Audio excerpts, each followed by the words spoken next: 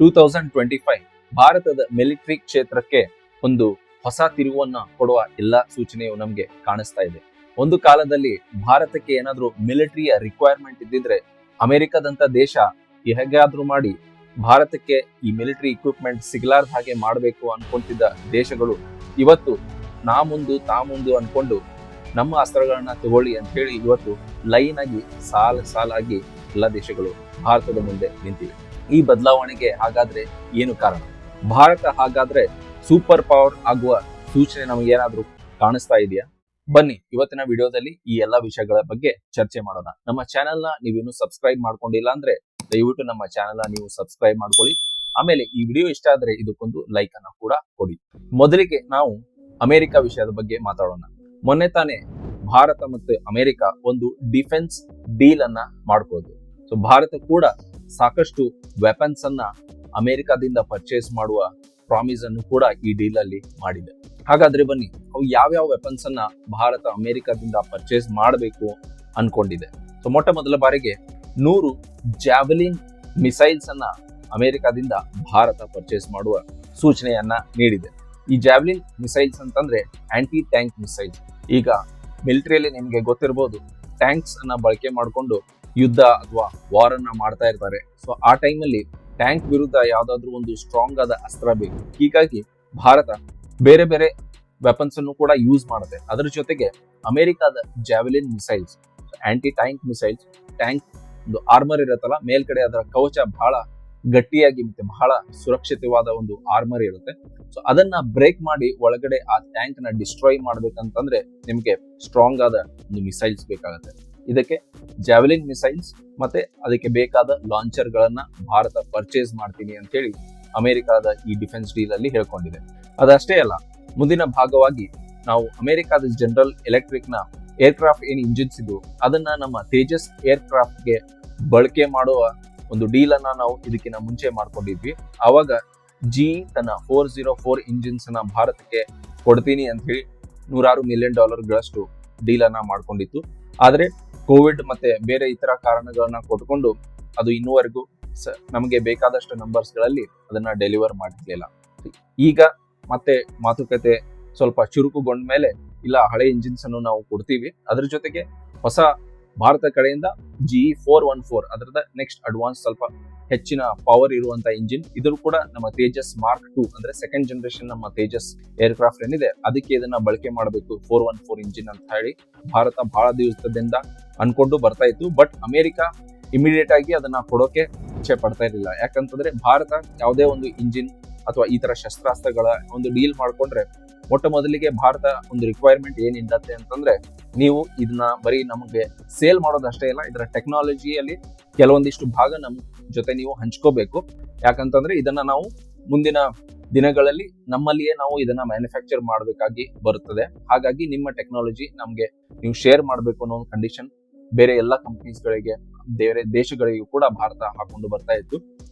ಆವಾಗ ಅಮೆರಿಕ 404 ವಿಷಯದಲ್ಲಿ 80% technology share ಮಾಡ್ಕೋತೀನಿ ಅಂತ ಹೇಳಿ ಹೇಳ್ಕೊಂಡಿತ್ತು. ಬಟ್ ಅದಕ್ಕೆ ಶೇರ್ ಮಾಡೋ ಇಷ್ಟ ಇರ್ಲಿಲ್ಲ. ಈ ಕಾರಣಕ್ಕೆ ಆ ಇಂಜಿನ್ಸ್ ಅನ್ನ ಡಿಲೇ ಮಾಡ್ಕೊಂಡು ಬೇರೆ ಬೇರೆ ಕಾರಣಗಳನ್ನ ಕೊಟ್ಕೊಂಡು ಬಂದಿತ್ತು. ಬಟ್ ಈಗ ಮಾತುಕತೆ ಚುರುಕುಗೊಂಡ ಮೇಲೆ ಇಲ್ಲ, ಆ ಇಂಜಿನ್ಸ್ ಅನ್ನ ನಾವು ಡೆಲಿವರ್ ಮಾಡ್ತೀವಿ, ಜೊತೆಗೆ ನೀವು 414 ಇಂಜಿನ್ಗೆ ಏನ್ ಡಿಮಾಂಡ್ ಇಟ್ಟಿದ್ರಿ ಅದನ್ನು ಕೂಡ ನಾವು ಡೆಲಿವರ್ ಮಾಡ್ತೀವಿ ಅಂತ ಹೇಳಿ ಈಗ ಡಿಫೆನ್ಸ್ ಡೀಲ್ ಅಲ್ಲಿ ಅಮೆರಿಕ ಹೇಳ್ಕೊಂಡಿದೆ. ಆಮೇಲೆ MQ ರೀಪರ್ ಡ್ರೋನ್ಸ್ ಅಂತ ಹೇಳಿ, ಈ ರೀಪರ್ ಡ್ರೋನ್ಸ್ ಏನಂತಂದ್ರೆ ಇದು ನಿಮ್ಮ ನಾರ್ಮಲ್ ಮದುವೆ ಅಥವಾ ನಾವು ಬೇರೆ ವಿಷಯದಲ್ಲಿ ಕ್ಯಾಮ್ರಾ ಮತ್ತೆ ಫೋಟೋಗ್ರಫಿಗೆ ಯೂಸ್ ಮಾಡ್ಕೊಳ್ಳುವಂತ ಡ್ರೋನ್ಸ್ ಅಲ್ಲ ಇವು ನಿಮ್ಗೆ ಕಾಣೋಕೆ ಸುಮಾರು ಏರ್ಕ್ರಾಫ್ಟ್ ತರಾನೇ ಕಾಣಿಸುತ್ತೆ. ದೂರಿಂದ ನೀವು ಏರೋಪ್ಲೇನ್ ಬರ್ತಾ ಇದೆ ಅಂತ ಹೇಳಿ ನಿಮ್ಗೆ ಅನ್ಸತ್ತೆ. ಸೈಜ್ ಅಲ್ಲೂ ಕೂಡ ಏರೋಪ್ಲೇನ್ ಅಷ್ಟು ದೊಡ್ಡ ಇರ್ಲಿಲ್ಲ ಅಂತಂದ್ರೂ ಒಂದು ಸಣ್ಣ ಜೆಟ್ ಅಷ್ಟು ಇದರ ಒಂದು ಸೈಜ್ ಇರ್ತದೆ. ಆಮೇಲೆ ಇದು ಬಹಳ ಎತ್ತರಕ್ಕೆ ಹೋಗಿ ಅಲ್ಲಿಂದ ಸರ್ವೇಲೆನ್ಸ್ ಮಾಡಿ ಯಾವ ಟಾರ್ಗೆಟ್ ಗೆ ನಾವು ಶೂಟ್ ಮಾಡಬೇಕು ಅಂತ ಹೇಳಿ ಎಲ್ಲ ಐಡೆಂಟಿಫೈ ಮಾಡಿ ಅಲ್ಲಿಂದ ಬಂದು ಆ ಟಾರ್ಗೆಟ್ ಅನ್ನ ಚೂಸ್ ಮಾಡಿ ಶೂಟ್ ಮಾಡ್ತಾ ಇದೆ. ಆಮೇಲೆ ಇದು ಡಿಟೆಕ್ಟ್ ಮಾಡೋಕೆ ಸುಲಭ ಆಗುದಿಲ್ಲ. ಇವನ್ ಎನಿಮಿ ನಮ್ಮ ರೇಡರ್ಸ್ ಗಳನ್ನ ಆನ್ ಮಾಡ್ಕೊಂಡಿದ್ರು ಕೂಡ ಇದು ಸೈಜ್ ಅಲ್ಲಿ ಕಂಪೇರೇಟಿವ್ಲಿ ಸಣ್ಣದಿರೋದ್ರಿಂದ ರೇಡರ್ಸ್ ಇದನ್ನ ಇಮಿಡಿಯೇಟ್ ಆಗಿ ಕ್ಯಾಚ್ ಮಾಡೋಕೆ ಆಗಲ್ಲ. ಅಂದ್ರೆ ಪಾಕಿಸ್ತಾನ ಆಗಿರ್ಬೋದು, ಚೈನಾ ಆಗಿರ್ಬೋದು, ಅವ್ರ ಜೊತೆ ನಮ್ಗೆ ಏನಾದ್ರು ಆ ಡ್ರೋನ್ ನ ಬಳಕೆ ಮಾಡ್ಕೊಂಡು ಟಾರ್ಗೆಟ್ ಮಾಡುವಂತ ಒಂದು ಸ್ಥಿತಿ ಬಂದ್ರೆ ಅವಾಗ ಪಾಕಿಸ್ತಾನ್ಗೆ ಅದು ಇಮಿಡಿಯೇಟ್ ಆಗಿ ಈ ಡ್ರೋನ್ಸ್ ನ ಐಡೆಂಟಿಫೈ ಮಾಡಿ ಅದನ್ನ ಹೊಡೆದು ಕೆಳಗೆ ಬೀಳಿಸೋದು ಸ್ವಲ್ಪ ಕಷ್ಟ ಆಗ್ತದೆ. ಅದಷ್ಟೇ ಅಲ್ಲ, ಆಮೇಲೆ ಒಂದು ಸ್ಟ್ರಾಟಜಿಕ್ ಪಾರ್ಟ್ನರ್ಶಿಪ್ ಆಗಿ ನಾವು ಬೆಳೆಸಬೇಕು ಅಂತ ಹೇಳಿ ಭಾರತ ಮತ್ತೆ ಅಮೆರಿಕ ಈ ಡೀಲ್ ನಲ್ಲಿ ಸಹಿ ಹಾಕೊಂಡಿದೆ. ಅಂತಂದ್ರೆ ಬರೀ ನಾವು ನೀವೊಂದು ಶಸ್ತ್ರ ಕೊಡೋದು, ಅದನ್ನ ನಾವು ಪರ್ಚೇಸ್ ಮಾಡೋದು, ಅದಕ್ಕೆ ದುಡ್ಡು ಕೊಡೋದು ಬರೀ ಟ್ರಾನ್ಸಾಕ್ಷನ್ ಅಷ್ಟೇ ಅಲ್ಲ, ಇಡೀ ಜಿಯೋ ಪಾಲಿಟಿಕ್ಸ್ ನಲ್ಲಿ ಇಂಡೋ ಪೆಸಿಫಿಕ್ ವಿಚಾರದಲ್ಲಿ ಒಂದು ಸ್ಟ್ರಾಟಜಿಕ್ ಪಾರ್ಟ್ನರ್ ಆಗಿ ಅಮೆರಿಕಾಗೆ ನಾವು ಇರ್ತೀವಿ. ಆಮೇಲೆ ನೀವು ನಮ್ಮ ಜೊತೆ ಒಂದು ಪಾರ್ಟ್ನರ್ ಆಗಿ ಇರಬೇಕು. ಯಾಕಂತಂದ್ರೆ ಇದನ್ನೆಲ್ಲ ನಾವು ಮುಂದಿನ ವಿಚಾರದಲ್ಲಿ ಡಿಸ್ಕಸ್ ಮಾಡೋಣ. ಯಾಕಂದ್ರೆ ಚೈನಾ ಒಂದು ಇಂಪಾರ್ಟೆಂಟ್ ಪ್ಲೇಯರ್ ಆಗಿ ಜಗತ್ತಿನಲ್ಲಿ ಇವತ್ತು ಹೊರಹೊಮ್ಮಿದೆ. ಅದು ಅಮೆರಿಕ ಮತ್ತೆ ಇವನ್ ಭಾರತಕ್ಕೂ ಕೂಡ ಅದು ಇಷ್ಟ ಇಲ್ಲ. ಯಾಕಂದ್ರೆ ಒಂದು ಪವರ್ ಅನ್ನ ಕಂಟಿನ್ಯೂಸ್ ಆಗಿ ಬೆಳಕೆ ಬಿಡಬಾರ್ದು. ಇದೇ ಜಿಯೋ ಪಾಲಿಟಿಕ್ಸ್. ಒಂದು ಪವರ್ ಏನಾದ್ರೂ ಸಂಪೂರ್ಣವಾಗಿ ಬೆಳೆದು ನಿಂತ್ರೆ ಅವಾಗ ಬೇರೆಯವ್ರ ಮೇಲೆ ಅದನ್ನ ತನ್ನ ಆದೇಶಗಳನ್ನ ಹೇರೋಕೆ, ಆಮೇಲೆ ತನ್ನ ಐಡಿಯಾಲಜಿಗಳನ್ನ ಹೇರೋಕೆ ಶುರು ಮಾಡ್ತದೆ. ಹೀಗಾಗಿ ಒಂದು ದೇಶಕ್ಕೆ ನಾವು ಸಂಪೂರ್ಣವಾಗಿ ಪವರ್ಫುಲ್ ಆಗೋಕೆ ಬಿಡಬಾರ್ದು ಅನ್ನೋ ಕಾರಣಕ್ಕೆ ಅಮೆರಿಕ ಕೂಡ ಅಂಡರ್ಸ್ಟ್ಯಾಂಡ್ ಮಾಡಿಕೊಂಡು ಭಾರತಕ್ಕೆ ಒಂದು ಸ್ಟ್ರಾಟಜಿಕ್ ಪಾರ್ಟ್ನರ್ ಆಗಿ ಇರ್ತೀವಿ. ನಿಮ್ಗೆ ಏನಾದ್ರು ಟೆಕ್ನಾಲಜಿ ವಿಷಯದಲ್ಲಿ, ಆಮೇಲೆ ಡಿಫೆನ್ಸ್ ವಿಚಾರದಲ್ಲಿ ಏನಾದ್ರು ಸಹಾಯ ಬೇಕಂದ್ರೆ ಮಾಡ್ತೀನಿ ಅಂತ ಹೇಳಿ ಕೂಡ ಹೇಳ್ಕೊಂಡಿದೆ. ಸೊ ಒಟ್ಟಾರೆ ಈ US ಮತ್ತೆ ಭಾರತದ ಡಿಫೆನ್ಸ್ ಡೀಲ್ ನೋಡಿದ್ರೆ ಇದು ಒಂದು ಬರೀ ಕೊಡತುಗಳೋ ವಿಚಾರ ಅಷ್ಟೇ ಅಲ್ಲ, ಒಂದು ಜಿಯೋ ಪಾಲಿಟಿಕ್ಸ್ ನಲ್ಲಿ ಒಂದು ಇಂಪಾರ್ಟೆಂಟ್ ಪ್ಲೇಯರ್ ಆಗಿ ಭಾರತ ಹೊರಹೊಮ್ಮಕ್ಕೆ ಏನೇನು ಸಹಾಯ ಬೇಕು ಟೆಕ್ನಾಲಜಿ ವಿಚಾರದಲ್ಲಿ, ಆ ವಿಚಾರದಲ್ಲಿ ಭಾರತಕ್ಕೆ ಅಮೆರಿಕ ಸಹಾಯ ಮಾಡುವ ಭರವಸೆಯನ್ನ ನೀಡಿದೆ.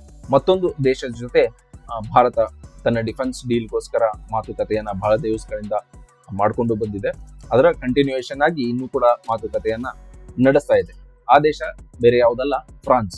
ಸೊ ಮೊದಲಿಗೆ ಕೆಲ ದಶಕಗಳ ಹಿಂದೆ ನಾವು ಹೋದ್ರೆ ಅವಾಗ ಅಮೆರಿಕಾದಂತ ದೇಶ ಭಾರತಕ್ಕೆ ಬೇಕಾದ ಶಸ್ತ್ರಗಳನ್ನ ಕೊಡ್ತಾ ಇರ್ಲಿಲ್ಲ. ಅವಾಗ ನಮ್ಗೆ ಆಪ್ಷನ್ ಇಲ್ಲದೆ ನಾವು ಏನ್ ಮಾಡಿದ್ವಿ, ರಷ್ಯಾದಂತ ಒಂದು ದೇಶದ ಜೊತೆ ಡಿಫೆನ್ಸ್ ಪಾರ್ಟ್ನರ್ಶಿಪ್ ಅನ್ನ ಮಾಡ್ಕೊಂಡ್ವಿ. ಸೊ ಮಿಲಿಟರಿ ಕ್ಷೇತ್ರಕ್ಕೆ, ನಮ್ಮ ಸುರಕ್ಷಾ ಕ್ಷೇತ್ರಕ್ಕೆ ಬೇಕಾದ ಅಸ್ತ್ರಗಳನ್ನ ನಾವು ಪರ್ಚೇಸ್ ಮಾಡ್ಬೇಕಂತಂದ್ರೆ ನಮ್ಗೆ ಯಾವುದೇ ಕೂಡ ಆಪ್ಷನ್ ಇರಲಿಲ್ಲ ಮಾರ್ಕೆಟ್ ಅಲ್ಲಿ. ಯಾಕಂದ್ರೆ ಭಾರತ ಟೆಕ್ನಾಲಜಿ ಡೆವಲಪ್ ಮಾಡುವ ಹಂತದಲ್ಲಿ ಅವಾಗ ಇರಲಿಲ್ಲ, ಬಡ ರಾಷ್ಟ್ರ ಆಗಿತ್ತು. ಆಮೇಲೆ ನಮ್ಮ DRDO ಅವೆಲ್ಲ ಬೇಸಿಕ್ ರಿಕ್ವೈರ್ಮೆಂಟ್ ಏನಿತ್ತು ಅದ್ರ ಮೇಲೆ ಕೆಲಸ ಮಾಡ್ತಾ ಇದ್ರು. ಹೀಗಾಗಿ ಹೈ ಎಂಡ್ ಟೆಕ್ನಾಲಜೀಸ್ ಅಷ್ಟು ರಿಸೋರ್ಸಸ್ ಅನ್ನ ಕೊಟ್ಟು ಡೆವಲಪ್ ಮಾಡುವಂತ ಪರಿಸ್ಥಿತಿ ಭಾರತಕ್ಕೆ ಇರಲಿಲ್ಲ. ಹೀಗಾಗಿ ನಾವು ರಷ್ಯಾ ಮೇಲೆ ಡಿಪೆಂಡ್ ಆಗ್ಬೇಕಾಯ್ತು. ಅದು ಒಂದ್ ರೀತಿಯಿಂದ ಪಾಸಿಟಿವ್ ಆಯ್ತು, ಇನ್ನೊಂದ್ ರೀತಿಯಿಂದ ನೆಗೆಟಿವ್ ಕೂಡ ಆಯ್ತು. ರಷ್ಯಾ ಮೇಲೆ ನಾವು ಡಿಪೆಂಡ್ ಆಗೋದ್ರಿಂದ ಏನಾಯ್ತು, ನಮಗೆ ಒಂದು ಸ್ಟ್ರಾಂಗ್ ಪಾರ್ಟ್ನರ್ ಸಿಕ್ಕರು. ಬೇಕಾದ ಒಳ್ಳೆ ಅಂದ್ರೆ ರಷ್ಯನ್ ಒಳ್ಳೆ ಕ್ವಾಲಿಟಿ ಜೆಟ್ಸ್ ಆಗಿದ್ವು. ಅಮೆರಿಕನ್ ಜೆಟ್ಸ್ಗೂ ಕೂಡ ಕೌಂಟರ್ ಕೊಡುವಂತ ಒಂದು ಒಳ್ಳೆ ಟಕ್ಕರ್ ಕೊಡುವಂತ ಜೆಟ್ಸ್ ರಷ್ಯಾ ಹತ್ರ ಇದ್ವು.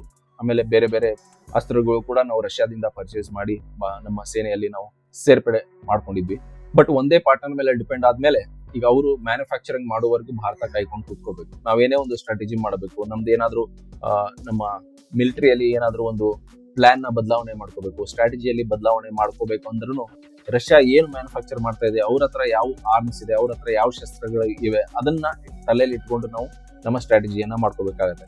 ಇಲ್ಲ ಅಂತಂದ್ರೆ ನಮಗೆ ಆಪ್ಷನ್ಸ್ ಇದ್ದಿದ್ರೆ ಬೇರೆ ಎಲ್ಲಾ ಇಂಜಿನ್ಸ್ಗಳು ಅಥವಾ ಬೇರೆ ಎಲ್ಲಾ ದೇಶಗಳು ನಮಗೆ ವೆಪನ್ಸ್ ಮೊದಲಿಂದಾನು ಕೊಡ್ತಾ ಬಂದಿದ್ರೆ ನಮ್ಮ ಹತ್ರ ಸಾಕಷ್ಟು ಆಪ್ಷನ್ಸ್ ಇರ್ತಿದ್ವು. ಅಂದ್ರೆ ನಾವು ಏರ್ಫೋರ್ಸ್ ಸ್ಟ್ರಾಟಜಿ ಬೇಕಂದಾಗ ಮಾಡಬಹುದು, ಮಿಲಿಟರಿ ಸ್ಟ್ರಾಟಜಿ ಮಾಡಬಹುದು, ನೇವಿ ಸ್ಟ್ರಾಟಜಿ ಮಾಡಬಹುದು. ಬಟ್ ರಷ್ಯಾ ಹತ್ರ ಲಿಮಿಟೆಡ್ ವೆಪನ್ಸ್ ಅಂದ್ರೆ ಆಪ್ಷನ್ಸ್ ಕಡಿಮೆ ಇರೋದ್ರಿಂದ ರಷ್ಯಾ ನಮಗೆ ಯಾವ ವೆಪನ್ಸ್ ಕೊಡುತ್ತೋ ಆ ವೆಪನ್ಸ್ ನ ಇಟ್ಕೊಂಡು ನಾವು ಸ್ಟ್ರಾಟಜಿ ಮಾಡ್ಬೇಕಾಗುತ್ತೆ. ಅವಾಗ ಸ್ವಲ್ಪ ಲಿಮಿಟೆಡ್ ಆಗ್ತದೆ. ಆ ಕಾರಣಕ್ಕೆ ಭಾರತ ಏನ್ ಮಾಡ್ತಾ ಇತ್ತು, ಬರೀ ರಷ್ಯಾ ಮೇಲೆ ಡಿಪೆಂಡ್ ಆದ್ರೆ ನಮ್ಗೆ ಸಾಕಾಗಲ್ಲ ಅಂತ ಹೇಳಿ ಬೇರೆ ಪಾರ್ಟ್ನರ್ ನ ಹುಡುಕ್ತಾ ಇತ್ತು. ಬಟ್ ಯುರೋಪ್ ನಿಮ್ಗೆ ಗೊತ್ತಿರೋ ಹಾಗೆ ಅಮೆರಿಕದ ಒಂದು ಆಳಂತಾನೆ ಹೇಳ್ಬೋದು. ಅಮೆರಿಕ ಏನ್ ಹೇಳುತ್ತೋ ಅದನ್ನೇ ಯುರೋಪ್ ಕೇಳ್ಕೊಂಡು ಬಂದಿದೆ. ಹೀಗಾಗಿ ಯುರೋಪಿಯನ್ ರಾಷ್ಟ್ರಗಳು, ಅದರಲ್ಲಿ UK ಆಗಿರ್ಬೋದು, ಆಮೇಲೆ ಜರ್ಮನಿ ಆಗಿರ್ಬೋದು, ಹೀಗೆ ಬೇರೆ ಬೇರೆ ರಾಷ್ಟ್ರಗಳು ನಮ್ಗೆ ಬೇಕಾದ ಟೆಕ್ನಾಲಜಿ ವಿಚಾರದಲ್ಲಿ ಕೋಆಪರೇಟ್ ಮಾಡ್ತಾ ಇರ್ಲಿಲ್ಲ.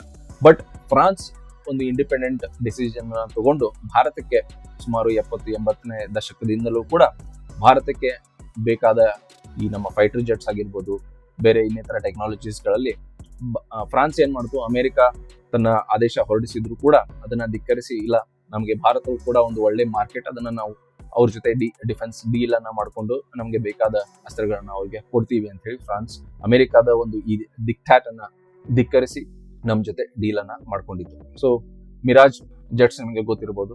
ಮಿರಾಜ್ ಜೆಟ್ಸ್ ಒಂದು ಫ್ರೆಂಚ್ ಕಂಪನಿಯಿಂದ ಬಂದಿದ್ದು, ರಸೋ ಏವಿಯೇಷನ್ ಅಂತ ಹೇಳಿ. ಅದರಿಂದ ಭಾರತಕ್ಕೆ ಮಿರಾಜ್ ಜೆಟ್ಸ್ ನಾವು ಪರ್ಚೇಸ್ ಮಾಡಿದ್ವಿ. ಸೊ ಹೀಗೆ ಫ್ರಾನ್ಸ್ ನಮ್ ಜೊತೆ ಮೊದಲಿಂದನೂ ಈ ರಿಲೇಶನ್ಶಿಪ್ ಇಟ್ಕೊಂಡು ಬಂದಿದ್ರಿಂದ ರೀಸೆಂಟ್ ಆಗ್ಲೂ ನೀವು ನ್ಯೂಸ್ ಅಲ್ಲಿ ನೋಡಿದ್ರಿ, ನಾವು ರಫೇಲ್ ಜೆಟ್ಸ್ ಅನ್ನ ಸಾಕಷ್ಟು ರಫೇಲ್ ಜೆಟ್ಸ್ ಆರ್ಡರ್ ಅನ್ನು ಕೂಡ ನಾವು ಫ್ರಾನ್ಸ್ಗೆ ಕೊಟ್ಟಿದ್ದೀವಿ. ಇದಷ್ಟೇ ಅಲ್ಲದೆ ನಮ್ಗೆ ಈಗ ಏನಾಯ್ತು, ಅಮೆರಿಕದಿಂದ ನಾವು G ಇಂಜಿನ್ಸ್ ಪರ್ಚೇಸ್ ಮಾಡಿ ನಮ್ಮ ತೇಜಸ್ ಏರ್ಕ್ರಾಫ್ಟ್ ಅಂದ್ರೆ ಲೈಟ್ ಕಾಂಬ್ಯಾಟ್ ಏರ್ಕ್ರಾಫ್ಟ್, ಅದು ಆ ಲೈಟ್ ಕಾಂಬ್ಯಾಟ್ ಏರ್ಕ್ರಾಫ್ಟ್ಗೆ G ಇಂಜಿನ್ ಅನ್ನ ಬಳಕೆ ಮಾಡಿಕೊಂಡು ನಮ್ದೇ ಸ್ವಂತದ ಜೆಟ್ಸ್, ಈಗ ನಾವು ಬೇರೆ ರಷ್ಯಾ ಆಗಿರ್ಬೋದು, ಫ್ರಾನ್ಸ್ ಅಂತ ದೇಶಗಳ ಮೇಲೆ ಡಿಪೆಂಡ್ ಆಗೋ ಬದಲು ನಾವೇ ಇದನ್ನ ಇಂಡಿಪೆಂಡೆಂಟ್ ಆಗಿ ನಮ್ಮಲ್ಲೇನೆ ಡೆವಲಪ್ ಮಾಡ್ಕೋಬಹುದಲ್ಲ ಅಂತ ಹೇಳಿ ನಾವು ಆ ಪ್ಲಾನ್ ಅನ್ನ ಮಾಡ್ಕೊಂಡಿದ್ವಿ. ಬಟ್ ಅಮೆರಿಕಾದ ಹಿತಾಪತಿಯಿಂದ ಅದು ಸಾಧ್ಯ ಆಗ್ತಿರ್ಲಿಲ್ಲ, ಡಿಲೇ ಮಾಡ್ಕೊಂಡು ಬಂದಿತ್ತು ಇಂಜಿನ್ಸ್. ಹೀಗಾಗಿ ಭಾರತ ಏನ್ ಮಾಡ್ತು ಕೊನೆಗೂ ಲಾಸ್ಟ್ ಇಯರ್, ಇಲ್ಲ ಇದು GE ದವರು ಬೇಕಂತಾನೆ ನಮ್ಗೆ ಡಿಲೇ ಮಾಡ್ತಾ ಇದ್ದಾರೆ, ನಮ್ಗೆ ಇಂಜಿನ್ಸ್ ಸಿಗಬಾರ್ದು ಅಂತ ಹೇಳಿ ಕಿತಾಪತಿ ಮಾಡ್ತಾ ಇದ್ದಾರೆ ಅಂತ ಹೇಳಿ ಭಾರತಕ್ಕೆ ರಿಯಲೈಸ್ ಆದ್ಮೇಲೆ ಫ್ರಾನ್ಸ್ ಜೊತೆನೂ ಮಾತುಕತೆಯನ್ನ ಶುರು ಮಾಡಿದ್ರು. ಈಗ ಜಾಫ್ರಾನ್ ಅಂತ ಹೇಳಿ ಇಂಜಿನ್ ಮ್ಯಾನುಫ್ಯಾಕ್ಚರಿಂಗ್ ಕಂಪನಿ ಇದೆ ಫ್ರಾನ್ಸ್ ಅಲ್ಲಿ. ಸೊ ಫ್ರೆಂಚ್ ಗವರ್ಮೆಂಟ್ ಹತ್ರ ಮಾತಾಡಿ, ಇಲ್ಲ ನಿಮ್ಮ ಜಾಫ್ರಾನ್ ಇಂಜಿನ್ಸ್ ಕೂಡ ನಮ್ಮ ತೇಜಸ್ಗೆ ಸೂಟೇಬಲ್ ಆಗುವ ಒಂದು ಆಪರ್ಚುನಿಟಿ ಇದೆ, ಹೀಗಾಗಿ ನಾವು ಮಾತುಕತೆಯನ್ನ ಮಾಡೋಣ, ನಮ್ಮ ರಿಕ್ವೈರ್ಮೆಂಟ್ ನಾವು ಕೊಡ್ತೀವಿ, ಆ ಸೂಟೇಬಲ್ ರಿಕ್ವೈರ್ಮೆಂಟ್ ಜಾಫ್ರಾನ್ ಕಂಪ್ನಿಯಿಂದ ಪೂರೈಸಕ್ಕೆ ಆದ್ರೆ ನಾವು ಜಾಫ್ರಾನ್ ಇಂಜಿನ್ಸ್ ಅನ್ನ ಪರ್ಚೇಸ್ ಮಾಡೋಕ್ಕೂ ಕೂಡ ರೆಡಿ ಇದ್ದೀವಿ ಅಂತ ಹೇಳಿ ಒಂದು ಮೆಸೇಜ್ ಅನ್ನ ಅಮೆರಿಕಕ್ಕೂ ಕೂಡ ನಾವು ಕೊಟ್ಟಿವಿ ಇಂಡೈರೆಕ್ಟ್ ಆಗಿ. ಸೊ ಇದನ್ನ ನೋಡಿ ಅಮೆರಿಕ ಅವಾಗ ಎಚ್ಚೆತ್ಕೊಳ್ತು, ಇಲ್ಲ ನಾವು ಇನ್ನೂ ಡಿಲೇ ಮಾಡಿದ್ರೆ ಇವರು ಜಾಫ್ರಾನ್ ಅಂತ ಕಂಪ್ನಿ ಜೊತೆ ಡೀಲ್ ಮಾಡ್ಕೊಂಡು ಅವ್ರ ಇಂಜಿನ್ಸ್ ನ ಸೆಕ್ಯೂರ್ ಮಾಡ್ಕೊಂಡ್ಬಿಡ್ತಾರೆ ಅಂತ ಹೇಳಿ ಅವಾಗ ಈಗ ಮೊನ್ನೆ ಡಿಫೆನ್ಸ್ ಡೀಲ್ ಅಲ್ಲಿ, ಇಲ್ಲ ನಿಮ್ಗೆ 414 ನೀವು ಕೇಳ್ತಾ ಇದೀರಲ್ಲ ಅದನ್ನು ನಾವು ಪೂರೈಸ್ತೀವಿ ಅಂತ ಹೇಳಿ ಈಗ ಮತ್ತೆ ಭರವಸೆಯನ್ನ ಕೊಟ್ಟಿದ್ದಾರೆ. ಬಟ್ ಹೀಗಾಗಿ ನಾವು ಡಿಪೆಂಡೆಂಟ್ ಆಗಿ ಇರೋಕೆ ಆಗೋಲ್ಲ. ಅಮೆರಿಕ ಹೇಳೋದೊಂದು ಮಾಡೋದೊಂದು ಮಾಡ್ತದೆ ಅನ್ನೋಕೆ ಸಾಕಷ್ಟು ಉದಾಹರಣೆಗಳು ನಾವು ಹಿಸ್ಟ್ರಿಯಲ್ಲಿ ನೋಡಿದ್ದೀವಿ. ಹೀಗಾಗಿ ಫ್ರೆಂಚ್ ಕಂಪ್ನಿ ಜೊತೆನೂ ನಾವು ಜಾಫ್ರಾನ್ ನ ಮಾತುಕತೆಯನ್ನ ಮುಂದುವರಿಸಿದ್ವಿ. ಅದನ್ನ ಟ್ರಯಲ್ ಬೇಸಿಸ್ ಮೇಲೆ ತಗೊಂಡು ಒಂದು 2-3 ತೇಜಸ್ ಏರ್ಕ್ರಾಫ್ಟ್ ಮೇಲೆ ಹಾಕಿ ಟೆಸ್ಟಿಂಗ್ ಎಲ್ಲ ಮಾಡ್ತೀವಿ. ಒಳ್ಳೆ ನಮ್ಗೆ ಸೂಟೇಬಲ್ ಆಯ್ತು ಅಂತಂದ್ರೆ ಕ್ವಾಲಿಟಿ, ರೇಂಜ್, ಆಮೇಲೆ ನಂಬರ್ ಆಫ್ ಅವರ್ಸ್, ಮೇನ್ ಅಂತಂದ್ರೆ ಈ ಇಂಜಿನ್ಸ್ಗಳು ಅದು ನಂಬರ್ ಆಫ್ ಅವರ್ಸ್ ಫ್ಲೈಯಿಂಗ್ ಏನಿರ್ತದೆ ಅದು ಯಾವ್ದು ಜಾಸ್ತಿ ಇರ್ತದೋ, ರನ್ನಿಂಗ್ ಎಷ್ಟು ಗಂಟೆಗಳ ಕಾಲ ಕಂಟಿನ್ಯೂಸ್ ಆಗಿ ರನ್ನಿಂಗ್ ಇಡ್ಬೋದು ಅಂದ್ರೆ ಅದು ಒಳ್ಳೆ ಕ್ವಾಲಿಟಿ ಇಂಜಿನ್ಸ್ ಇದೆ ಅಂತ ಹೇಳಿ. ಆಮೇಲೆ ಲೈಫ್ ಟೈಮು ಸುಮಾರು 1000 ಅವರ್ಸ್, 1200 ಗಂಟೆಗಳಷ್ಟು ಅದನ್ನ ಫ್ಲೈಯಿಂಗ್ ಮಾಡಿದ್ರು ಕೂಡ ಇಂಜಿನ್ಸ್ ವೇಸ್ಟ್ ಆಗ್ಬಾರ್ದು, ಹಾಳಾಗಬಾರ್ದು. ಸೊ ಅಂತ ಇಂಜಿನ್ಸ್ ಅನ್ನ ಭಾರತ ನೋಡ್ತಾ ಇದೆ. ಆಮೇಲೆ ಕಾಸ್ಟ್ ಕಡಿಮೆ ಇರಬೇಕು. ಈಗ GE ಇಂಜಿನ್ಸ್ ಯಾಕಂದ್ರೆ ಅಮೆರಿಕ ಮ್ಯಾನುಫ್ಯಾಕ್ಚರ್ ಮಾಡೋದ್ರಿಂದ ಕಾಸ್ಟ್ ಅಲ್ಲಿ ನಮಗೆ ಸ್ವಲ್ಪ ಕಾಸ್ಟ್ಲಿನೇ ಆಗ್ತದೆ. ಬಟ್ ಫ್ರಾನ್ಸ್ ಇರೋದ್ರಿಂದ ಸ್ವಲ್ಪ ಕಾಸ್ಟ್ ಕಮ್ಮಿನೂ ಆಗ್ಬೋದು ಅನ್ನೋ ಒಂದು ಚಾನ್ಸಸ್ ಮತ್ತೆ ಒಂದು ಆಪರ್ಚುನಿಟಿ ನಮಗೆ ಇಲ್ಲಿ ಕಾಣಿಸ್ತಾ ಇದೆ. ಹೀಗಾಗಿ ಇದರ ಆಪರ್ಚುನಿಟಿ ಭಾರತ ಖಂಡಿತವಾಗ್ಲೂ ಟ್ರೈ ಮಾಡೋಕೆ ಇಷ್ಟಪಡ್ತದೆ. ಅದಷ್ಟೇ ಅಲ್ಲದೆ ಸ್ಕಾರ್ಪಿಯನ್ಸ್ ಅಂತ ಹೇಳಿ ಸಬ್ಮರೀನ್ಸ್ ಅನ್ನು ಕೂಡ ನಾವು ಫ್ರಾನ್ಸ್ ಇಂದ ಪರ್ಚೇಸ್ ಮಾಡಬೇಕು ಅನ್ನೋ ಒಂದು ನಿರ್ಧಾರವನ್ನ ತಗೊಂಡಿದೀವಿ. ಅಂದ್ರೆ ಭಾರತಕ್ಕೆ ಇವತ್ತು ಸಬ್ಮರೀನ್ಸ್ ಬೇಕು. ಸಬ್ಮರೀನ್ಸ್ ಅಂತಂದ್ರೆ ನಿಮ್ಗೆ ಗೊತ್ತಿರ್ಬೋದು, ಸಮುದ್ರದ ಆಳದ ಕೆಳಗಡೆ ಹೋಗಿ ಅಲ್ಲಿಂದ ಓಡಾಡ್ತಾ ಇರ್ತದೆ.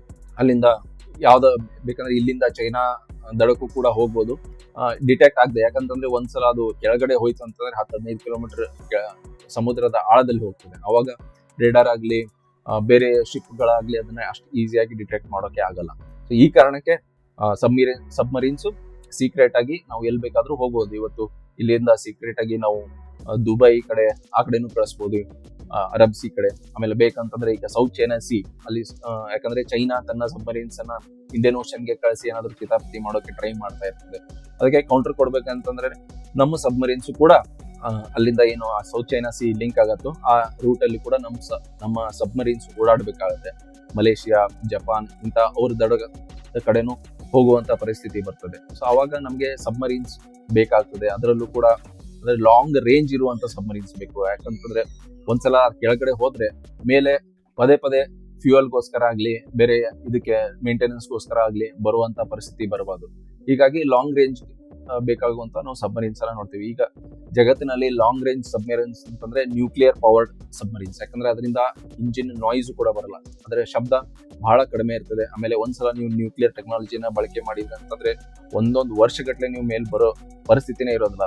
ಬರೀ ಫುಡ್ ಮತ್ತೆ ಅದಕ್ಕೆ ಇದಕ್ಕೆ ಮೇಲ್ ಬರ್ಬೋದು, ಬಟ್ ಬರೀ ಪದೇ ಬರುವಂತ ಪರಿಸ್ಥಿತಿ ಇರೋದಿಲ್ಲ. But as of now nuclear submarines France ದಿಂದ ನಾವು ಇನ್ನೂ ತಗೊಂಡಿಲ್ಲ. ಬಟ್ ಎಲೆಕ್ಟ್ರಿಕ್ ಮತ್ತೆ ಡೀಸೆಲ್ ಸಬ್ಮರೀನ್ಸ್ ಅನ್ನ ಈ ಸ್ಕಾರ್ಪಿಯನ್ಸ್ ಅಂತ ಏನ್ ಕಂಪ್ನಿ ಬ್ರ್ಯಾಂಡ್ ಇದೆ, ಆ ಸ್ಕಾರ್ಪಿಯನ್ಸ್ ಬ್ರ್ಯಾಂಡ್ ನ ಸಬ್ಮರೀನ್ಸ್ ಅನ್ನ ಫ್ರಾನ್ಸ್ ಇಂದ ನಾವು ಪರ್ಚೇಸ್ ಮಾಡಬೇಕು ಅಂತ ಹೇಳಿ ಒಂದು ಡಿಸಿಷನ್ ಭಾರತ ತಗೊಂಡಿದೆ ಇಲ್ಲಿ. ಆಮೇಲೆ ನಮ್ಮ ಹಳೆ ಮಿರಾಜ್ ಫ್ಲೀಟ್ ಏನಿದೆ ಏರ್ ಜೆಟ್ಸ್, ಆ ಜೆಟ್ಸ್ ಗಳನ್ನ ರೀಪ್ಲೇಸ್ ಮಾಡುವಂತ ಪರಿಸ್ಥಿತಿ ಬಂದಿದೆ. ಯಾಕಂದ್ರೆ ಈಗ ಬಹಳ ವರ್ಷಗಳಿಂದ ನಾವು ಹಳೆ ಏರ್ಕ್ರಾಫ್ಟ್ಸ್ ಅನ್ನ ಬಳಸ್ಕೊಂಡು ಬರ್ತಾ ಇದೀವಿ, ಅದನ್ನೇ ಯೂಸ್ ಮಾಡ್ತಾ ಇದೀವಿ. ಸೊ ಏರ್ ಫೋರ್ಸ್ ಕಂಪ್ಲೇಂಟ್ ಕೂಡ ಅದೇ ಆಗಿದೆ. ಯಾಕಂದ್ರೆ ಮೇಂಟೆನೆನ್ಸ್ ಮಾಡಿ ಅದು ಏಜ್ ಆಗ್ತಾ ಏನಾದ್ರೆ ಒಂದು ಹಂತದಲ್ಲಿ ಅದು ಮೇಂಟೆನೆನ್ಸ್ ಮಾಡೋಕೆ ಸಾಧ್ಯ ಆಗೋದಿಲ್ಲ. ಅದರಿಂದ ನಾವು ಸಾಕಷ್ಟು ನ್ಯೂಸ್ ಅನ್ನ ಕೇಳ್ತಿರ್ತೀವಿ. ಯಾಕಂದ್ರೆ ಓಲ್ಡ್ ಜೆಟ್ಸ್ ಇರೋದ್ರಿಂದ ಅವಾಗ ಈ ಟ್ರೈನಿಂಗ್ ಮಾಡ್ತಾ ಇರ್ತಿರಲ್ಲ ಏರ್ ಫೋರ್ಸ್ ಅವರು, ಅವಾಗ ಟ್ರೈನಿಂಗ್ ಮಾಡ್ತಾ ಇರ್ತಾರೆ, ಫ್ಲೈಯಿಂಗ್ ಮಾಡ್ತಾ ಇರ್ತಾರೆ. ಅವಾಗ ನೀವು ಕೇಳಿರ್ಬೋದು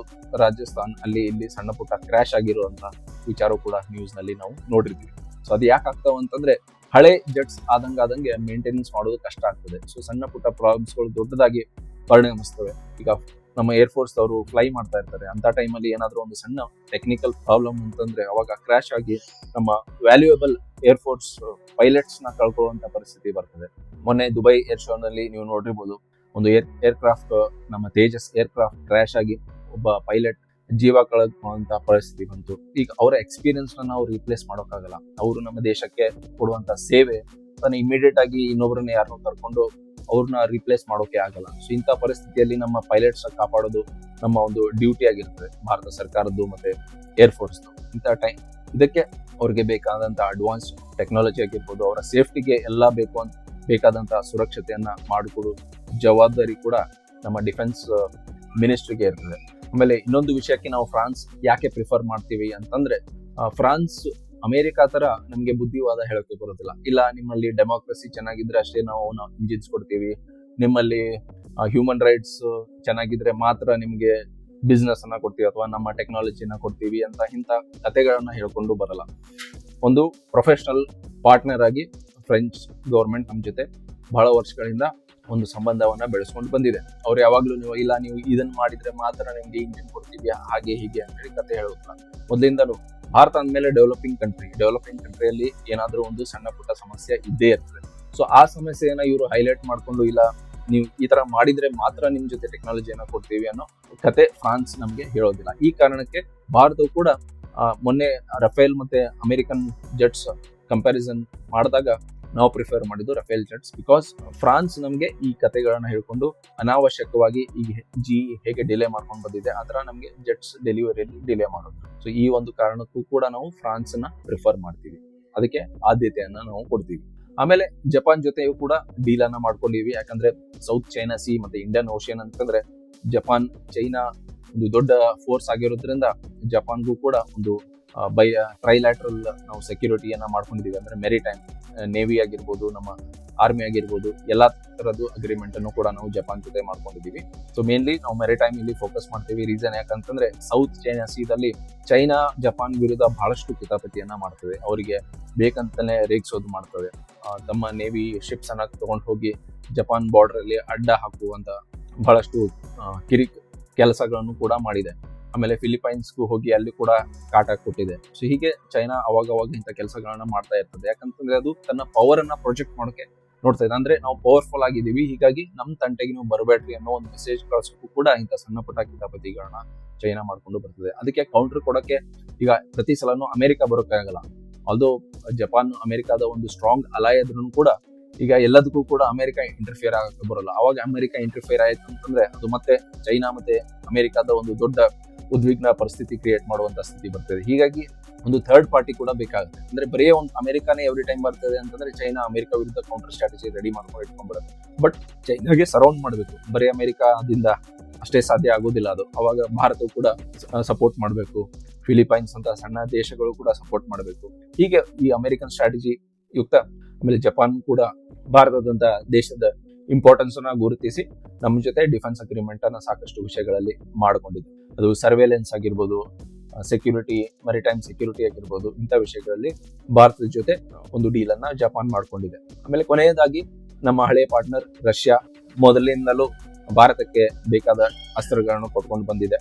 ಬಟ್ ಇತ್ತೀಚೆಗೆ ಏನಾಗಿದೆ, ರಷ್ಯಾ ಕೂಡ ಈ ಯುಕ್ರೇನ್ ವಾರ್ ಆಗಿರ್ಬೋದು, ಆಮೇಲೆ ಅಮೆರಿಕ ಮತ್ತೆ ಯುರೋಪ್ ಸಾಕಷ್ಟು ಪ್ರೆಷರ್ ರಷ್ಯಾ ಮೇಲೆ ಹೇರೋದ್ರಿಂದ ರಷ್ಯಾಗೂ ಒಂದು ಸ್ಟ್ರಾಂಗ್ ಎಕನಾಮಿ ಮತ್ತು ಸ್ಟ್ರಾಂಗ್ ಒಂದು ದೇಶದ ಸಪೋರ್ಟ್ ಬೇಕಾಗಿತ್ತು. ಹಾಗಾಗಿ ರಷ್ಯಾ ಏನ್ ಮಾಡ್ತು, ಚೈನಾ ಸಪೋರ್ಟ್ ತಗೊಂಡು ಅಲ್ಲಿಂದನೇ ಚೈನಾ ಜೊತೆ ಜಾಸ್ತಿ ಡೀಲ್ ಮಾಡೋಕೆ ಶುರು ಮಾಡ್ಕೊಂಡಿದೆ ಈಗ ರಷ್ಯಾ. ಆ ಕಾರಣಕ್ಕೆ ಭಾರತಕ್ಕೂ ಕೂಡ ಒಂದು ಕನ್ಸರ್ನ್ ಇದೆ.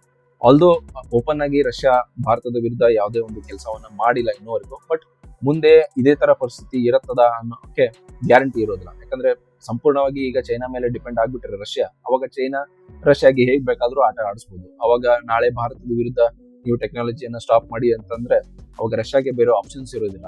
ಅವಾಗ ನಮಗೆ ಬೇಕಾದ ಜೆಟ್ಸ್ ಅನ್ನ ಡಿಲೇ ಮಾಡ್ಬೋದು. ನಾಳೆ ಚೈನಾ ಜೊತೆ ಏನೋ ಸಣ್ಣ ಪುಟ್ಟ ಉದ್ವಿಗ್ನ ಪರಿಸ್ಥಿತಿ ಆದಾಗ ನಮ್ಗೆ ಏನಾದ್ರು ಮೇಂಟೆನೆನ್ಸ್ ವಿಷಯದಲ್ಲಿ, ಏನೋ ಸ್ಪೇರ್ ಪಾರ್ಟ್ಸ್ ವಿಷಯದಲ್ಲಿ ರಷ್ಯಾದಿಂದ ಇಮಿಡಿಯೇಟ್ ಆಗಿ ಪಾರ್ಟ್ಸ್ ಬೇಕಾದಾಗ ಅವಾಗ ಚೈನಾ ಪ್ರೆಷರ್ದಿಂದ ರಷ್ಯಾ ಅದನ್ನ ಡಿಲೇ ಮಾಡ್ಬೋದು. ಈ ತರ ಎಲ್ಲ ಪರಿಸ್ಥಿತಿ ಬರ್ತದೆ. ಸೊ ಇದನ್ನ ನೋಡ್ಕೊಂಡು ರಷ್ಯಾದಿಂದ ನಮ್ದು ರಿಲೇಶನ್ಶಿಪ್ ಚೆನ್ನಾಗಿನೇ ಇದೆ, ಬಟ್ ಅದು ಒಂದರ ಮೇಲೆನೆ ನಾವು ಡಿಪೆಂಡ್ ಆಗೋಕೆ ಬರೋದಿಲ್ಲ. ಈ ಕಾರಣದಿಂದ ರಷ್ಯಾದ ಜೊತೆಗೆ ನಾವು ಇವನ್ನ ಸುಖೈ 57 ಅಂದ್ರೆ SU-57 ಅದು ಒಂದು ಸ್ಟೆಲ್ತ್ ಏರ್ಕ್ರಾಫ್ಟ್. ಅಂದ್ರೆ ಸ್ಟೆಲ್ತ್ ಅಂತಂದ್ರೆ ಇವನ್ ಆ ಏರ್ಕ್ರಾಫ್ಟ್ ತಗೊಂಡು ನಾವು ನಮ್ಮ ವೈರಿಯ ದೇಶದಲ್ಲಿ ನುಗ್ಗಿದ್ರು ಕೂಡ ಅದನ್ನ ಈಸಿಯಾಗಿ ಡಿಟೆಕ್ಟ್ ಮಾಡೋಕೆ ಆಗೋದಿಲ್ಲ.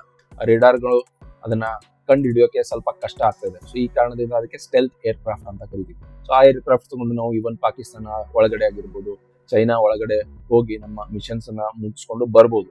ಸೊ ಅದೊಂದು ಅಡ್ವಾನ್ಸ್ ಏರ್ಕ್ರಾಫ್ಟ್. F-35 ಅಮೆರಿಕ ಕೊಡೋಕೆ ಇಷ್ಟಪಟ್ಟಿತ್ತು, ಬಟ್ ಅವ್ರದ್ದು ಸಾವಿರಾರು ಕಂಡೀಷನ್ಸ್ ಇದೆ. ಆ ಕಂಡೀಷನ್ಸ್ಗೆ ಭಾರತ ಒಪ್ಪಕ್ಕೆ ಆಗಲ್ಲ. ಈ ಕಾರಣದಿಂದಾಗಿ ನಾವು ಸುಖೈ 57ಗೆ ಇಂಟ್ರೆಸ್ಟ್ ಅನ್ನ ತೋರಿಸಿದೀವಿ. ಅದರ ಮಾತುಕತೆ ನಡೀತಾ ಇದೆ. ಆಮೇಲೆ ನಮ್ಮ Su-30 ಸುಖೈ 30 MKI ವರ್ಷನ್ Su-30 ನಾವು ಯೂಸ್ ಮಾಡ್ತಾ ಇದೀವಿ, Su-27 ನ ಯೂಸ್ ಮಾಡ್ತಾ ಇದೀವಿ, ಆಮೇಲೆ MiG-21 ನ ಯೂಸ್ ಮಾಡ್ತಾ ಇದೀವಿ. ಸೊ ಇದನ್ನೆಲ್ಲ ಯೂಸ್ ಮಾಡ್ತಾ ಇದೀವಿ ಆಲ್ರೆಡಿ. ಅದನ್ನ ಅಪ್ಗ್ರೇಡ್ಸ್ ಮಾಡಬೇಕು. ಈಗ MiG-21 ಹಳೆ ಏರ್ಕ್ರಾಫ್ಟ್ ಆಯ್ತು, MiG-27 ಕೂಡ ಹಳೆ ಏರ್ಕ್ರಾಫ್ಟ್ ಆಯ್ತು. ಈಗ ಅದನ್ನ ಮಿನಿಮಮ್ Su-30ಗೆ ನಾವು ಅಪ್ಡೇಟ್ ಮಾಡಬೇಕು. Su-30 ಆಮೇಲೆ Su-30 MKI ಆದ್ರೆ ಇನ್ನೊಂದು ವರ್ಷನ್, ಅದಕ್ಕೂ ನಾವು ಇಂಟ್ರೆಸ್ಟ್ ಅನ್ನು ತೋರಿಸಿ ಅಲ್ಲಿನ Su-30 ಜೆಟ್ಸ್ ಅನ್ನ ನಾವು ಇಲ್ಲಿ ಭಾರತದಲ್ಲಿ ಮ್ಯಾನುಫ್ಯಾಕ್ಚರ್ ಮಾಡ್ತಾ ಇದೀವಿ. ಪುಣೆದಲ್ಲಿ Su-30 ಮಾಡ್ತಾ ಇದೀವಿ. ಸೊ ಅದು MKI ಗೆ ಅದನ್ನ ಅಪ್ಗ್ರೇಡ್ ಮಾಡಬೇಕು. ಆಮೇಲೆ ನಾಳೆ Su-57 ಡೀಲ್ ಏನಾದ್ರು ಆಯ್ತು ಅಂತಂದ್ರೆ ಆ Su-57 ಡೀಲ್ ಅನ್ನು ಕೂಡ ನಾವು ಇಲ್ಲಿ ಅದನ್ನ ಜೆಟ್ಸ್ ಅನ್ನ ಭಾರತದಲ್ಲಿ ಮ್ಯಾನುಫ್ಯಾಕ್ಚರಿಂಗ್ ಮಾಡೋ ಒಂದು ಮಾತುಕತೆ ನಡೀತಾ ಇದೆ. ಯಾಕಂದ್ರೆ ಟೆಕ್ನಾಲಜಿ ಶೇರ್ ಮಾಡಬೇಕಾಗುತ್ತೆ ಸ್ವಲ್ಪ.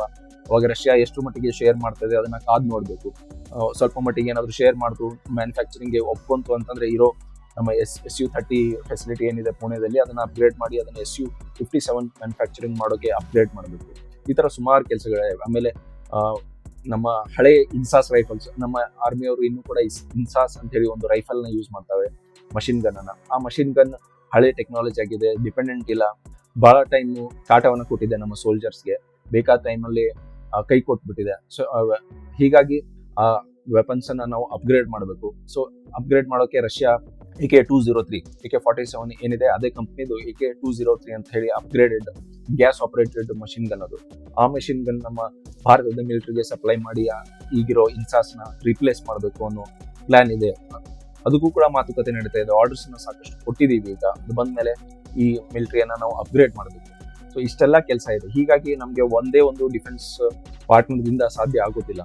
ಹೀಗಾಗಿ ನಾವು ಎಲ್ಲಾ ದೇಶಗಳ ಜೊತೆ ಮಾತುಕತೆಯನ್ನ ನಡೆಸಿ ಅವ್ರ ಕಡೆಯಿಂದ ಏನೇನು ಸಾಧ್ಯವಾಗ್ತದೋ, ಇನ್ನು ಸಣ್ಣ ಪುಟ್ಟ ದೇಶ ಬಗ್ಗೆ ನಾವು ಇನ್ನೂ ಡಿಸ್ಕಸ್ ಮಾಡಿಲ್ಲ. ಈ ವಿಡಿಯೋದ ಎಲ್ಲ ಕವರ್ ಮಾಡೋಕೆ ಆಗೋಲ್ಲ. ಇಸ್ರೇಲ್ ಇದೆ, ಇಸ್ರೇಲ್ದಿಂದ ನಾವು ಸಾಕಷ್ಟು ಟೆಕ್ನಾಲಜಿಯನ್ನ ಪಡಿತೀವಿ. ತೈವಾನ್ ಇದೆ, ತೈವಾನ್ದಿಂದ ಸಾಕಷ್ಟು ನಮ್ಮ ರೇಡಾರ್ ಸೆಮಿಕಂಡಕ್ಟರ್ಸ್ಗೋಸ್ಕರ ಟೆಕ್ನಾಲಜಿಯನ್ನ ಪಡಿತೀವಿ. ಇಸ್ರೇಲ್ದಿಂದ ರೇಡಾರ್ಸ್ ಟೆಕ್ನಾಲಜಿಯನ್ನ ಪಡಿತೀವಿ. ಸೊ ಹೀಗೆ ಸಣ್ಣ ಪುಟ್ಟ ದೇಶಗಳಿಂದ ಸಹಾಯವನ್ನು ಪಡೆದು ನಮ್ಮ ಜೆಟ್ಸ್ಗೆ, ನಮ್ಮ ಇನ್ಫ್ರಾಸ್ಟ್ರಕ್ಚರ್ಗೆ ಅದನ್ನ ಅಪ್ಗ್ರೇಡ್ ಮಾಡ್ತಾನೆ ಇರ್ತೀವಿ. ಇದೆಲ್ಲವೂ ಯಾಕೆ ಬೇಕಂತಂದ್ರೆ ಭಾರತ ಈಗ ಒಂದು ಸೂಪರ್ ಪವರ್, ಅದು ಮಿಲಿಟರಿ ಪವರ್. ಅದರಲ್ಲೂ ನಾವು ಎಕನಾಮಿಕ್ ಸೂಪರ್ ಪವರ್ ಆಗಕ್ಕೆ ಲೇಟ್ ಆಗ್ಬೋದು, ಬಟ್ ಮಿಲಿಟರಿ ಸೂಪರ್ ಪವರ್ ಅನ್ನ ನಾವು ಆದಷ್ಟು ಬೇಗ ರೀಚ್ ಆಗ್ಬೇಕು. ಅದು ಇವತ್ತು ನಾವು ರೀಚ್ ಆಗ್ತಾ ಇದೀವ ಅಂತಂದ್ರೆ ಅದು ಖಂಡಿತ ಇಲ್ಲ, ಸುಳ್ಳು. ಯಾಕಂತಂದ್ರೆ ನಾವು 108 ವಿಡಿಯೋಸ್ ನೋಡ್ಬೋದು ಯೂಟ್ಯೂಬ್ ನಲ್ಲಿ, ಬಟ್ ನಾವು ಏನಾದ್ರು ಮಿಲಿಟರಿ ಸೂಪರ್ ಪವರ್ ಆಗಿದ್ದೀವ ಅಂತಂದ್ರೆ ಇನ್ನೂವರೆಗೂ ನಾವು ಆಗಿಲ್ಲ. ಬಟ್ ಆ ಹೆಜ್ಜೆಯಲ್ಲಿ ನಾವು ಒಳ್ಳೆ ನಿರ್ಧಾರಗಳನ್ನ ತಗೊಂಡು ಹೆಜ್ಜೆಯನ್ನ ಇಡ್ತಾ ಇದ್ದೀವಿ ಆ ಪಥದಲ್ಲಿ. ಸೊ ಇದು ಇಂಪಾರ್ಟೆಂಟ್ ನಮಗೆ. ಆ ಪಥದಲ್ಲಿ ನಾವು ಹೆಜ್ಜೆ ಇಟ್ಟ ಮೇಲೆ ಅದೇ ದಿಕ್ಕಿನಲ್ಲಿ, ಅದೇ ದಾರಿಯಲ್ಲಿ ನಾವು ಮುಂದೆ ಹೋದ್ರೆ ಖಂಡಿತವಾಗ್ಲೂ ಇನ್ನೊಂದು 10-15 ವರ್ಷದಲ್ಲಿ ಅಟ್ಲೀಸ್ಟ್ ಒಂದು ನಂಬರ್ 2, ನಂಬರ್ 3 ವಿಚಾರದಲ್ಲಿ ನಾವು ಸೂಪರ್ ಪವರ್ ಆಗಿದ್ದೀವಿ ಅಂತ ಹೇಳಿ ನಾವು ಖಂಡಿತವಾಗ್ಲೂ ಅವಾಗ ಹೇಳ್ಕೋಬಹುದು. ಆಮೇಲೆ ಇಂಡಿಜಿನಿಯಸ್ ಮ್ಯಾನುಫ್ಯಾಕ್ಚರಿಂಗ್ ಅಂದ್ರೆ ಭಾರತದಲ್ಲಿನೇ ಸಾಕಷ್ಟು ಜೆಟ್ಸ್ ಆಗಿರ್ಬೋದು, ಈ ವೆಪನ್ಸ್ ಆಗಿರ್ಬೋದು. ಯಾಕಂದ್ರೆ ಈ ಪಾರ್ಟ್ನರ್ಸ್ ಮೇಲೆ ಡಿಪೆಂಡ್ ಆಗೋಕೆ ಆಗೋಲ್ಲ. ಜಿಯೋ ಪಾಲಿಟಿಕ್ಸ್ ಹೆಂಗ್ ಟರ್ನ್ ಆಗ್ತದೆ ಹೇಳಕ್ ಬರೋಲ್ಲ. ಅಮೆರಿಕ ಜೊತೆ ಒಳ್ಳೆ ಸಂಬಂಧ ಇತ್ತು, ಬರೀ ಈಗ ಒಂದು 6-7 ತಿಂಗಳಲ್ಲಿ ಅಮೆರಿಕ ಜೊತೆಗೆ ನಮ್ಮ ಸಂಬಂಧ ಸಂಪೂರ್ಣವಾಗಿ ಕೂಸ್ತೋಗಿದೆ. ಯಾಕಂದ್ರೆ ಟ್ರಂಪ್ ಒಂದು ಟ್ಯಾರಿಫ್ ಸೇರೋಕೆ ಶುರು ಮಾಡ್ಬಿಟ್ಟ.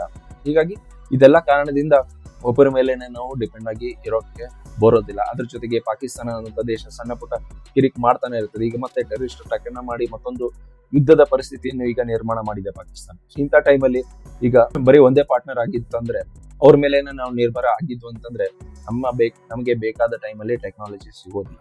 ಈ ಕಾರಣಕ್ಕೆ ನಾವು ಮಲ್ಟಿಪಲ್ ಪಾರ್ಟ್ನರ್ಸ್ ಜೊತೆ ಮಾತುಕತೆಯನ್ನ ಕಂಟಿನ್ಯೂ ಮಾಡ್ಕೊಂಡು ಹೋಗ್ಬೇಕಾಗ್ತದೆ. ಬೇರೆ ಬೇರೆ ಪಾರ್ಟ್ನರ್ಸ್ ಬೇರೆ ಬೇರೆ ಟೆಕ್ನಾಲಜಿಯನ್ನ ಪ್ರೊವೈಡ್ ಮಾಡ್ತಾ ಇರ್ತಾರೆ. ಅವರ ಟೆಕ್ನಾಲಜಿಯನ್ನ ತಗೊಂಡು ನಮ್ಗೆ ಯಾವ ಟೆಕ್ನಾಲಜಿ ಬೇಕೋ ಅದನ್ನ ನಮ್ಮ ಏರ್ ಕ್ರಾಫ್ಟ್ಸ್ ಅಲ್ಲಿ ಆಗಿರ್ಬೋದು, ಅಥವಾ ನಮ್ಮ ಏರ್ ಡಿಫೆನ್ಸ್ ಇಕ್ವಿಪ್ಮೆಂಟ್ ಅಲ್ಲಿ ಅದನ್ನ ಅಳವಡಿಸ್ಕೋಬಹುದು. ಹೀಗೆ ಬೇರೆ ಬೇರೆ ನಮ್ಮ ಇಕ್ವಿಪ್ಮೆಂಟ್ ಗಳಲ್ಲಿ ಇದನ್ನ ಅಳವಡಿಸುವಂತ ಒಂದು ಅವಕಾಶ ಇರ್ತದೆ ಬೇರೆ ಬೇರೆ ಪಾರ್ಟ್ನರ್ಸ್ ಆಗಿದ್ದರೆ. ಇದರ ಒಂದು ಲಾಭವನ್ನ ಭಾರತ ಪಡಿತಾ ಇದೆ. ಇದು ಒಂದು ಸಾಮಾನ್ಯ ನಿರ್ಧಾರ, ಅಂದ್ರೆ ಎಲ್ಲಾ ದೇಶಗಳು ಮಾಡುವಂತ ಕೆಲಸ ಇದು. ನಮ್ಗೆ ಯಾವ ದೇಶದಿಂದ ಒಳ್ಳೆ ಟೆಕ್ನಾಲಜಿ ಬರ್ತದೋ ಖಂಡಿತವಾಗ್ಲೂ ನಾವು ಆ ದೇಶದಿಂದ ಆ ಟೆಕ್ನಾಲಜಿಯನ್ನ ಹೊಡೆಯೋಕೆ ಏನೇನು ಮಾಡಬೇಕು ಆ ಹರಸಾಹಸವನ್ನ ಭಾರತ ಮಾಡ್ಕೊಂಡು ಬಂದಿದೆ, ಮುಂದೆನೂ ಮಾಡ್ತದೆ. ಸೊ ಕೊನೆಯದಾಗಿ ಇಷ್ಟು ದಿವಸ ಬರೀ ಫ್ರಾನ್ಸ್ ಮತ್ತೆ ರಷ್ಯಾ ಇಂಥ ದೇಶಗಳು ನಮ್ಮ ಜೊತೆ ವ್ಯವಹಾರ ಮಾಡ್ತಿದ್ವು. ಆದ್ರೆ ಇವತ್ತು ಯಾಕೆ ಅಮೆರಿಕ ಆಗಿರ್ಬೋದು, ಜಪಾನ್ ಆಗಿರ್ಬೋದು, ಇಸ್ರೇಲ್ ಆಗಿರ್ಬೋದು, ಹೀಗೆ ಬೇರೆ ಬೇರೆ ಎಲ್ಲಾ ದೇಶಗಳು ಲೈನ್ ಆಗಿ ನಿಂತ್ಕೊಂಡು ಭಾರತಕ್ಕೆ ನಮ್ಮ ಅವರ ಟೆಕ್ನಾಲಜಿಯನ್ನ ನಮಗೆ ಕೊಡೋಕೆ ಇಷ್ಟ ತೋರಿಸ್ತಾ ಇದ್ದಾರೆ. ಕೊಡ್ತಾರೋ ಬಿಡ್ತಾರೋ ಸೆಕೆಂಡರಿ, ಬಟ್ ಅಟ್ಲೀಸ್ಟ್ ಇಚ್ಛೆಯನ್ನ ತೋರಿಸ್ತಾ ಇದ್ದಾರೆ. ಸೊ ಇದು ಯಾಕೆ ಸಡನ್ ಆಗಿ ಚೇಂಜ್ ಆಯ್ತು ಅಂತಂದ್ರೆ, ಕಳೆದ ಒಂದು 15-20 ವರ್ಷಗಳಲ್ಲಿ ಭಾರತ ವೇಗವಾಗಿ ಬೆಳೆದಿದೆ. ಯಾಕಂದ್ರೆ 2002 ಆ ಟೈಮಲ್ಲಿ ಕೆಲವೊಂದು ಅಮೆರಿಕಾದಿಂದ ನಮಗೆ ಬೇಕಾದ ಇಂಜಿನ್ಸು ಅಥವಾ ಏರ್ಕ್ರಾಫ್ಟ್ಸ್ ಬೇಕಂದಾಗ ಟೈಮ್ ಟು ಟೈಮ್ ಅವರು ಆ ಡೀಲ್ ಅಲ್ಲಿ ಫೈನಲೈಸ್ ಆಗಲಿಲ್ಲ. ಅವಾಗ ನಾವು ಮತ್ತೆ ಫ್ರಾನ್ಸ್ ಮತ್ತೆ ರಷ್ಯಾ ಹೀಗೆ ಬೇರೆ ಬೇರೆ ಕಂಪ್ನೀಸ್ ಮೇಲೆನೆ ಡಿಪೆಂಡೆಂಟ್ ಆಗಿ ನಮ್ಮ ನೀಡ್ಸ್ ಏನಿದ್ವು ಅದನ್ನ ನಾವು ಪೂರೈಸ್ಕೊಂಡಿದ್ವಿ. ಬಟ್ ಅವಾಗ ಧಿಕ್ಕರಿಸಿದ ಈ ದೇಶಗಳು ಈಗ ಯಾಕೆ ನಮ್ಮ ಜೊತೆ ಬಂದು ನಿಂತ್ಕೊಂಡಿದ್ದಾವೆ ಅಂತಂದ್ರೆ, ಆ 2000 ಇಸ್ವಿಯಿಂದ ಹಿಡಿದು ಇವಾಗ 2025 ಒಳಗೆ ನಾವು ಸಾಕಷ್ಟು ಎಕನಾಮಿಕಲಿ ಆರ್ಥಿಕವಾಗಿ ಬೆಳವಣಿಗೆಯನ್ನ ಕಂಡಿದ್ದೀವಿ. ಸೊ ಭಾರತದ ಒಂದು ಮಾರ್ಕೆಟ್ ಇವತ್ತು ಜಗತ್ತಿಗೆ ಗೊತ್ತು. ಯಾಕಂತಂದ್ರೆ ಇವತ್ತು US ಗೂ ಮಾರ್ಕೆಟ್ ಇಲ್ಲ, ಚೈನಾಗೆ ಮಾರ್ಕೊಂಡು ಬಂದಿತ್ತು ಒಂದು ಹಂತದಲ್ಲಿ. ಚೈನಾ ಕೂಡ ಈಗ ಸಾಕಷ್ಟು ತನ್ನ ಇಂಡಿಜಿನಿಯಸ್ ಡೆವಲಪ್ಮೆಂಟ್ ಅನ್ನ ಮಾಡಿದೆ. ರಷ್ಯಾ ಜೊತೆ ಆಲ್ರೆಡಿ ಅಮೆರಿಕಾಗೆ ಕಂಡ್ರೆ ಆಗಲ್ಲ, ಅವ್ರಿಗೆ ಯಾವುದೇ ತರಹದ ಟೆಕ್ನಾಲಜಿ ಅಮೆರಿಕ ಕೊಡೋದಿಲ್ಲ. ಯುರೋಪ್ ನಲ್ಲಿ ನೇಟೋ ಇರೋದ್ರಿಂದ ಯುರೋಪ್ಗೆ ಕೊಡ್ಬೇಕಂತಂದ್ರೆ ಅಮೆರಿಕನ್ ಇದನ್ನೇ ಕೊಡ್ಬೇಕು. ಆಲ್ರೆಡಿ ಅವರು ಫಿಕ್ಸ್ಡ್ ಒಂದು ತಮ್ಮ GDP ಅಲ್ಲಿ ಒಂದು ನೇಟೋಗೆ ಅಂತ ಬಜೆಟ್ ತೆಗೆದಿಟ್ಟಿದ್ದಾರೆ. ಅದಕ್ಕಿಂತ ಹೆಚ್ಚಿನ ಬಜೆಟ್ ಅನ್ನ ಅಲ್ಲಿ ತೆಗಿಯೋಕೆ ಬರೋದಿಲ್ಲ. ಆಮೇಲೆ ಆಫ್ರಿಕಾದಂತ ಖಂಡಗಳಲ್ಲಿ ಅವರು ಅಂತ ರಿಕ್ವೈರ್ಮೆಂಟ್ ಇಲ್ಲ. ಸಣ್ಣ ಸಣ್ಣ ದೇಶಗಳಿವೆ, ಬಡ ರಾಷ್ಟ್ರಗಳಿವೆ. ಅಮೆರಿಕದ ಇಕ್ವಿಪ್ಮೆಂಟ್ ಅಂದ್ರೆ ಸುಮಾರು ಕಾಸ್ಟ್ಲಿ ಇರ್ತದೆ. ನೀವು ರಷ್ಯಾ ಮತ್ತೆ ಅಮೆರಿಕನ್ ಇಕ್ವಿಪ್ಮೆಂಟ್ ಕಂಪೇರ್ ಮಾಡಿದ್ರೆ, ರಷ್ಯಾ ₹100 ಸೇಲ್ ಮಾಡ್ತಾ ಇದ್ರೆ ಇದು ಅಮೆರಿಕ ₹500 ಸೇಲ್ ಮಾಡ್ತಾ ಇದೆ. ಮತ್ತೆ ಸಾಕಷ್ಟು ಕಂಡೀಷನ್ಸ್ ಗಳನ್ನು ಕೂಡ ಹಾಕ್ತದೆ. ಸೊ ಇಂಥ ಒಂದು ಇಕ್ವಿಪ್ಮೆಂಟ್ ಅನ್ನ ಪರ್ಚೇಸ್ ಮಾಡ್ಬೇಕಂತಂದ್ರೆ ಭಾರತದಂತ ಒಂದು ದೊಡ್ಡ ದೇಶ ಬೇಕು. ಇವತ್ತು ಭಾರತದಂತ ದೊಡ್ಡ ಮಾರ್ಕೆಟ್ ಬೇರೆ ಯಾವ ದೇಶದಲ್ಲೂ ಇಲ್ಲ. ಈಗ ಆಸ್ಟ್ರೇಲಿಯಾ ಆಗಿರ್ಬೋದು, ಜಪಾನ್ ಆಗಿರ್ಬೋದು, ಇವೆಲ್ಲ ಸಣ್ಣ ಸಣ್ಣ ದೇಶಗಳು. ಅವರ ಮಿಲಿಟರಿ ರಿಕ್ವೈರ್ಮೆಂಟ್ ತುಂಬಾ ಕಡಿಮೆ ಇರ್ತವೆ.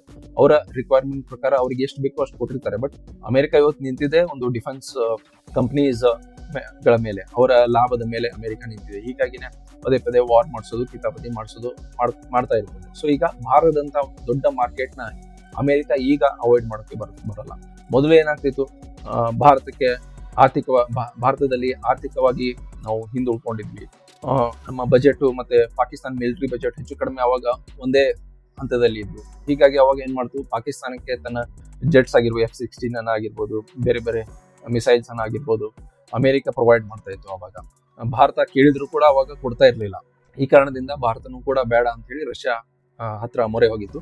ಬಟ್ ಈಗ ಪರಿಸ್ಥಿತಿ ಏನಾಗಿದೆ ಅಂತಂದ್ರೆ, ಭಾರತಕ್ಕೆ ಅವಾಯ್ಡ್ ಮಾಡಿದಷ್ಟು ಭಾರತವು ಕೂಡ ಇಂಡಿಜಿನಿಯಸ್ ಆಗಿ ತನ್ನದೇ ಏನಾದ್ರು ರೆಡಿ ಮಾಡ್ಕೊಂಡ್ಬಿಡುತ್ತೆ, ತನ್ನದೇ ಮ್ಯಾನುಫ್ಯಾಕ್ಚರ್ ಬಿಡುತ್ತೆ ಅಂತ ಹೇಳಿ ಒಂದು ಭಯ ಅಮೆರಿಕಾಗೆ ಇವತ್ತು ಕಾಡ್ತಾ ಇದೆ. ಆಮೇಲೆ ರಷ್ಯಾ ಆಪ್ಷನ್ ಇದೆ, ಫ್ರಾನ್ಸ್ ಆಪ್ಷನ್ ಇದೆ, ಹೀಗೆ ಇಸ್ರೇಲ್ ಕೂಡ ನಮ್ ಜೊತೆ ವ್ಯವಹಾರ ಮಾಡ್ತದೆ ಡಿಫೆನ್ಸ್ ವಿಚಾರದಲ್ಲಿ. ಹೀಗಾಗಿ ಭಾರತಕ್ಕೆ ಇವತ್ತು ಆಪ್ಷನ್ಸ್ ಇರೋದ್ರಿಂದ ಅಮೆರಿಕ ಸುಮ್ಮನೆ ಕೂತ್ಕೊಳ್ಳಕ್ಕೆ ಬರೋದಿಲ್ಲ. ಹೀಗಾಗಿ ಅಮೆರಿಕ ಆಗಿರ್ಬೋದು, ಜಪಾನ್ ಆಗಿರ್ಬೋದು, ತೈವಾನ್ ಆಗಿರ್ಬೋದು, ಈಗ ಎಲ್ಲ ಲೈನ್ ಆಗಿ ನಿಂತ್ಕೊಂಡು ಭಾರತಕ್ಕೆ ಟೆಕ್ನಾಲಜಿ ವಿಚಾರದಲ್ಲಿ, ಆಮೇಲೆ ವೆಪನ್ಸ್ ಹೇಗಾದ್ರೂ ಮಾಡಿ ಈ ಮಾರ್ಕೆಟ್ ಅನ್ನ ನಾವು ಲೂಸ್ ಕಳ್ಕೋಬಾರ್ದು ಅಂತ ಹೇಳಿ ಭಾರತಕ್ಕೆ ವೆಪನ್ಸ್ ಸೇಲ್ ಮಾಡೋಕೆ ಇವರು ಇಂಟ್ರೆಸ್ಟ್ ಅನ್ನ ತೋರಿಸ್ತಾ ಇದ್ದಾರೆ. ಆಮೇಲೆ ಭಾರತ ತನ್ನ ಮಿಲಿಟರಿ ಇನ್ಫ್ರಾಸ್ಟ್ರಕ್ಚರ್ ಅನ್ನ ಅಪ್ಗ್ರೇಡ್ ಮಾಡ್ತಾ ಇದೆ. ನಮ್ಮ ಹಳೆ ಟೆಕ್ನಾಲಜಿಯನ್ನ ಎಲ್ಲ ನಾವು ಬದಿಗಿರಿಸಿ ಹೊಸ ಟೆಕ್ನಾಲಜಿಯನ್ನ ತಗೊಂಡು ಹೊಸ ಇಕ್ವಿಪ್ಮೆಂಟ್ ಅನ್ನ ಪರ್ಚೇಸ್ ಮಾಡ್ತಾ ಇದ್ದೀವಿ.